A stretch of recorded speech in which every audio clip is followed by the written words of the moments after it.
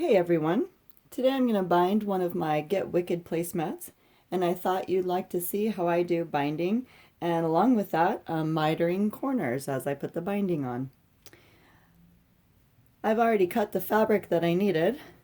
I need two 1 1/2 inch wide strips of fabric, and I've just cut them selvage to selvage. So the first thing I want to do is sew these two strips together. I like to sew them so that I have a diagonal seam. It's a little bit stronger, and also the seam is less noticeable in your finished project. So to do that, I'm going to place the two strips perpendicular to each other, just like that. And actually, I don't need to put them that far apart. I'll put them a little bit closer together. And then I need to sew right along this diagonal line, so that when I fold this fabric over the seam line, I'll have a straight, long piece of binding. And while I'm at it, I am going to try to match up my stripes. And it can be a little tricky. I honestly don't know of a absolute sure way to do it. So what I do is just take a needle pack, because it has a straight edge on it, and I can see that those stripes are not going to line up. So I'm going to move my fabric over a little bit. I'll take a guess, maybe top of black should line up with that black stripe. And when I sew that line, see if that's going to line up. Not quite so much. So maybe middle. And I'll just adjust it. I'll just guess and check until I get it right. And that looks pretty good. Close enough. So I'm going to go ahead and pin that.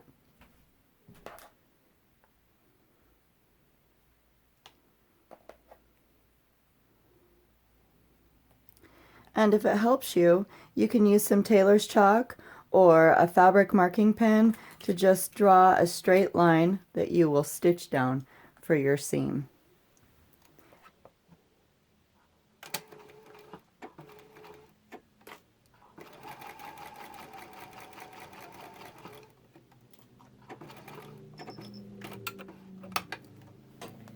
Before I trim the excess tails off, I want to open this out, and I want to make sure that my stripes do line up, and I also want to make sure that my edges of my binding strips match up, which they do. We did a pretty good job.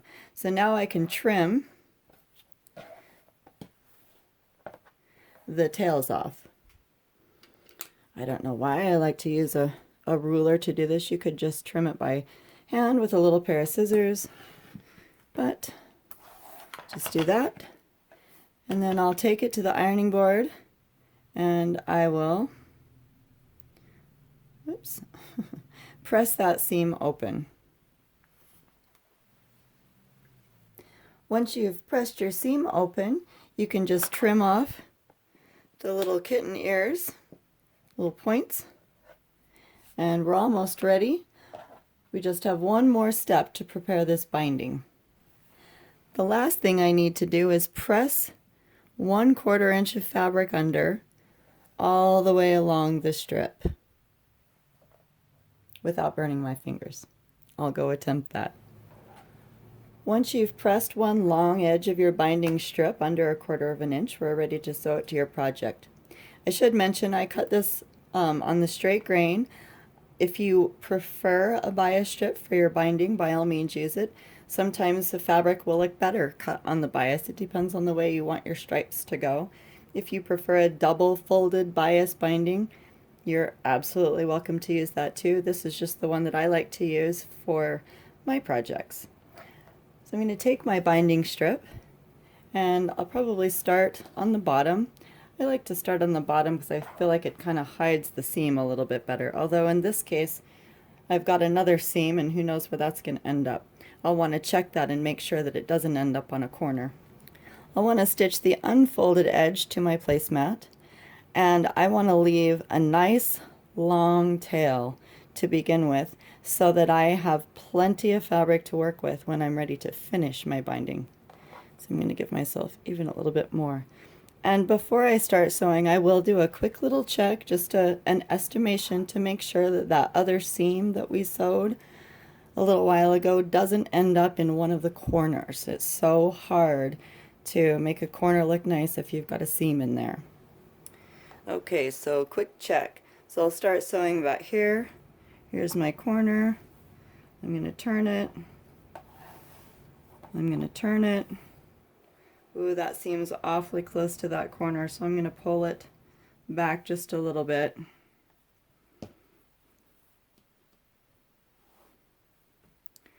And now I know I need to start somewhere in there. It's not exact, but at least I know my seam won't end up in a corner. That's very frustrating. I'm ready to sew. I have a regular presser foot on. I have black sewing thread loaded, and my needle position is set so that I'm going to sew a very generous 1/4 inch seam, and honestly it's more of a 3/8 inch seam. That's what I will need for this width of binding.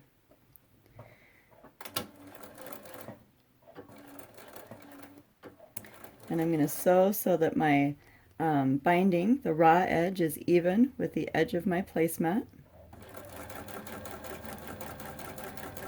And I'm going to stop sewing a 1/4 inch away from this edge of the placemat. I'll back stitch a little bit, cut my thread, and now we'll miter our first corner. Okay, you can see that I've stopped stitching a 1/4 inch away from the edge. I'm going to fold my fabric to the right and see how the bottom of this sashing lines up with the bottom of the placemat. We don't want it to be like this or like this. We want it to be perfectly straight. And then I'm going to fold my fabric back so that this bottom edge lines up with the bottom of the placemat. Mine's not lined up very well. There we go. And the fold that we just made lines up with this edge of the placemat. Right, I'll do it one more time. I'm going to fold my fabric over so that it makes one long line along the bottom of the placemat and the bottom of that fabric. And then I'm going to fold it back again so that the raw edge that we were sewing before now lines up with our next edge.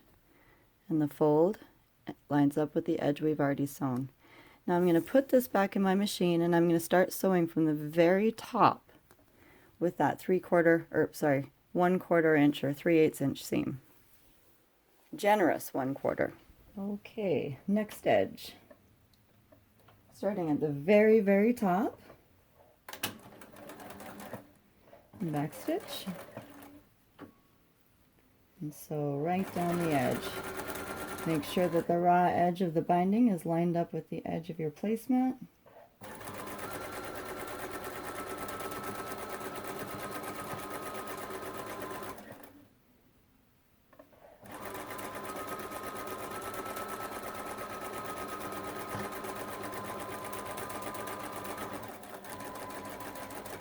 And stop sewing 1/4 inch away from the edge. Pull it out. And we'll fold the fabric to the right. Again, not this way or this way, but straight. And fold the fabric back to the left so that the raw edge of the binding lines up with the next edge of the fabric. And our little fold lines up with the edge we've just sewn. And if you want, you can pin it to hold it in place while you position your project to sew the next edge. Remember, start sewing at the very top.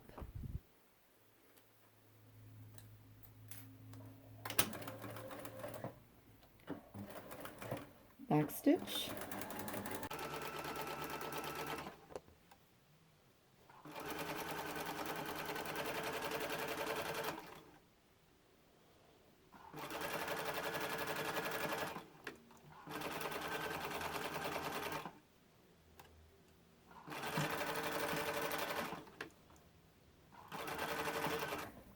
When you get to the seam that we made and pressed open, Make sure that it stays pressed open. Your presser foot doesn't catch the edge and flip it up. We don't, oh, mine tried. We don't want any bulky bindings. And stop sewing a 1/4 inch from the edge. Back stitch. Fold the fabric to the right and back to the left. Goodness, I've got threads everywhere. That out of there. Make sure that the fold is straight. I'm lined up straight. Turn it. And start stitching at the very top. We're getting close to being done. I am so excited to make this tutorial. Now, in my instructions, instead of describing over and over and over again how to do this, you might just see, go watch the video for this next step. I haven't decided yet, but it should make my life easier. Okay, stop sewing 1/4 inch from the edge. Back stitch. One last time. Ready? Fold it to the right. Back to the left. Make sure everything lines up nice. Turn it. And this last edge, start sewing at the top. Back stitch. This last edge, I don't want to stitch all the way to where we started. I want to leave a nice big gap.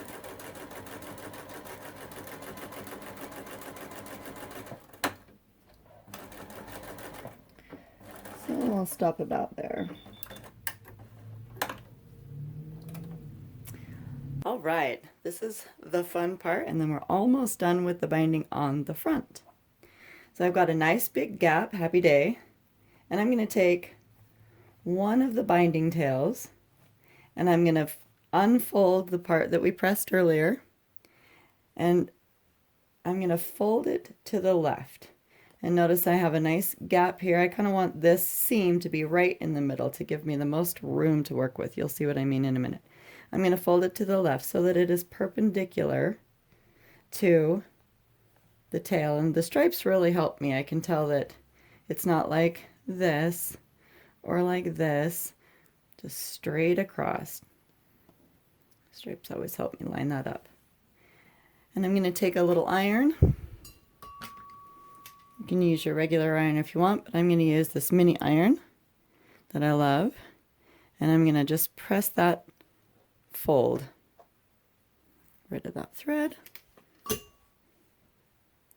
I'm going to do the same thing with this tail, but I'm going to turn it the opposite way. So unfold the part we pressed in the beginning, and I'm going to turn it this way.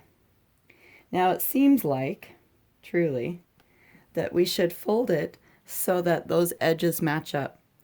Please trust me, or try it, it's up to you. You don't want them touching. In fact, the bigger space you have, the farther apart you want those ends to be, or those folds to be. It's weird, I know. So at least 1/8 of an inch gap. I'm going to give it a little bit more because I've got a bigger area than I get to work with on some of my projects. Some of my projects are tiny and you don't have a lot of space. So I'm going to give it more than 1/8, almost 1/4 inch. And then I'm going to iron, not fold. And I know what you're thinking. You're thinking that my fabric's not going to line up very well. Oh, that got a little crooked on me. I'm going to redo that. I don't want it to be crooked. Okay. So those 2 folds that we just pressed mark our seam line for joining the 2 binding tails together. And I'm going to put them together. So I want them to match up, and they're not going to match just yet because I have to stretch them. Now I'm going to fold my placemat in half. Get that out of there. I'm going to fold my placemat in half, and I'm going to match those 2 creases, those 2 pressed lines. So I think I'll pin this top one first so I don't keep losing it. a very bent pin. Okay, now the bottom one. I don't know if you can see that, but they do match up. And now I'll pin this one. And I'm going to take it to the machine and I'm going to stitch right down that crease. With my placemat still folded, I'm going to stitch right down the crease. And I'm going to remember to move my needle position back to center. It wasn't at center before when we were stitching the binding on.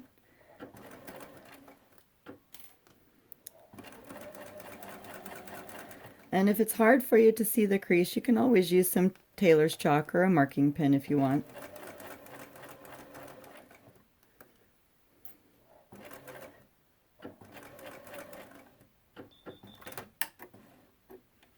Moment of truth, will it fit or not? So I'm going to open out the placemat and see if it fits. And by the way, no matter how many times I've done this, I still find myself kind of doing a little finger crossing and a little wishing that it turned out absolutely perfectly. It usually does, but now and then I have to take it apart and redo it. So we'll open it out, and our goal, and it does look pretty good, our goal is to have it taut. So, and you can see that it is. You can see that this is just a little bit tighter than, I don't know if you can see it, than the placemat, which is very good, because if it isn't that way, when you do stitch the rest of it, you're going to end up with a little tuck at the end, and you don't want a little tuck in your binding. So when I fold the placemat, or not fold, when I put the placemat straight, this is nice and taut, exactly the way we want it to be. So I'm going to go ahead and trim it, and because of the place that it's at, I'm not going to use my ruler. I will use one of my favorite tools in my sewing room, which are my little embroidery nips. And I'm just going to trim. I'm going to put my finger on top of this piece that I don't want to cut, and I'm just going to trim those ends off so that I have a 1/4 inch seam allowance. I'm going to use my little, whoops, sorry about that noise. The vase that I put it back in makes a very nice ringing noise, doesn't it? I'm going to press that open.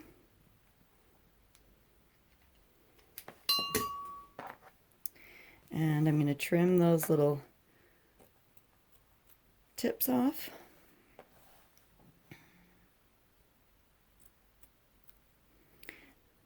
Then I'll put it back in my machine and finish stitching this gap. When you do get back to your machine and you're ready to stitch that gap closed, make sure that you move your needle position back to the correct seam allowance. I can't tell you how many times I've forgotten to do that.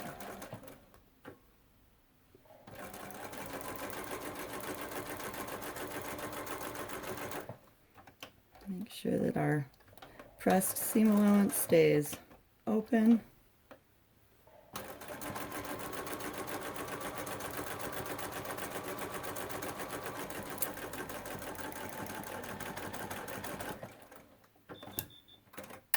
And we're done with the binding on the front. Now that we've sewn the binding around the front, I like to just fold it out and give it a little press with my mini iron. I'll do that on all the edges right quick. It's a good opportunity to see if I missed any spots or if I went crooked. You guys probably never go crooked, but I do.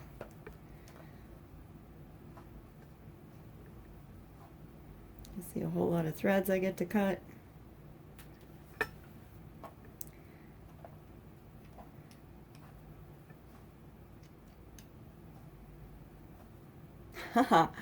Wow, I have to show you something. In all the bindings that I've ever done with striped fabric, I have never, ever, ever had one line up perfectly on the stripes. Take a look. You guys have brought me good luck. I've come really close before, but I've never had it be perfect like that. That's so exciting. Here's the one that we purposely did, and actually it doesn't look as good as the one that we ended up with on the bottom. That's exciting. Okay, anyway, so now we'll turn the binding to the back, and you have a couple of options here. You can turn it to the back and maybe do a little basting glue to baste it in place and stitch a wavy stitch all around the placemat, and that looks nice. You can turn the binding to the back, use a little basting glue or pin or clips. Make sure that when you turn it to the back it covers any stitching. And you can stitch in the ditch along the top here to secure the binding on the back. Or you can do what I think looks the very best, and that is to turn it to the back and hand stitch it. I don't love hand stitching. In fact, I kind of sort of hate it, but it does look the most professional and clean. Now, if you're making a whole bunch of, I don't know, say placemats or another little project and you just don't have time, the wavy stitch looks really nice too, so to stitch in the ditch. But I am going to go ahead and turn it to the back and do some hand stitching. Goodness, it's a little dirty. You gotta love black fabric in a sewing room. So I'll show you quickly what I do and get you started. First of all, I'm going to show you this super nifty little get a knot in the end of your thread tail trick that my friend Evie, a bit of stitch, Evie Hawkins, taught me. I don't know what I would do without this trick, but you clasp the thread, wind 3 times or 2 or 4, depending I guess on how big you want your knot. Hook your little pinky in there, which is easy since I've got a broken one. It sticks out anyway. And pull that thread through. Kind of hold between your thumb and your fourth finger real loose and just pull that through. And you've got a slick little knot at the end of your thread. Now, like I said, this is not my trick. This is a bit of Stitch's trick, and I was so delighted when she taught that to me because I didn't know about it. All right, I'm going to go ahead and take a little stitch, get my tail, my knot hidden in there. So a couple little clips will hold my binding in place on the back, and my thread tail, I really should have used a different color. Okay, I've actually changed to orange thread, did a bit of Stitch's trick to get the knot in the end, and I'm just going to take a little stitch like I did before. And I'll just hide that little tail in there, and I'll flip this fabric up. Now I'm going to just slide the needle inside. This is really hard to do when I can't bend down close to see it because the camera's in my way. Okay, if you can see that, the needle is just inside the fold of this fabric.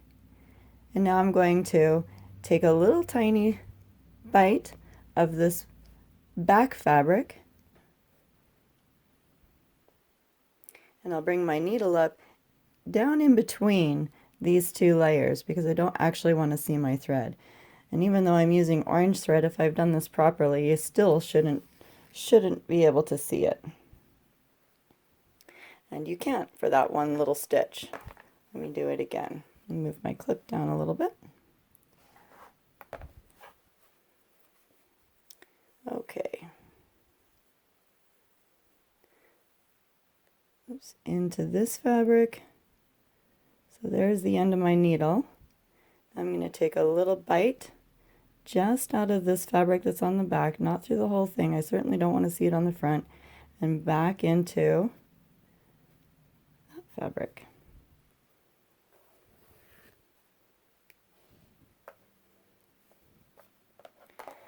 And you can't see the thread, which is what we want.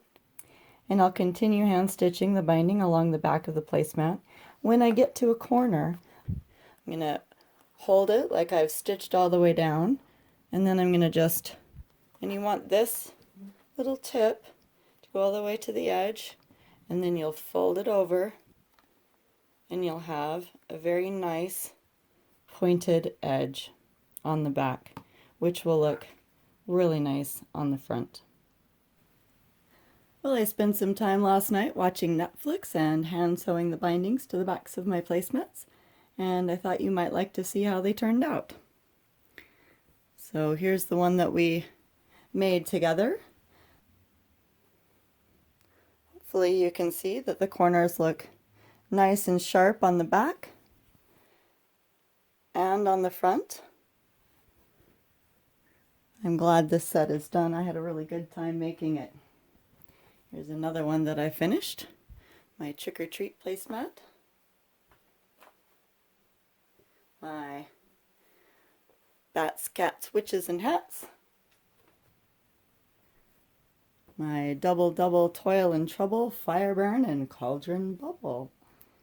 I hope you enjoyed watching this video. Thanks so much for watching it.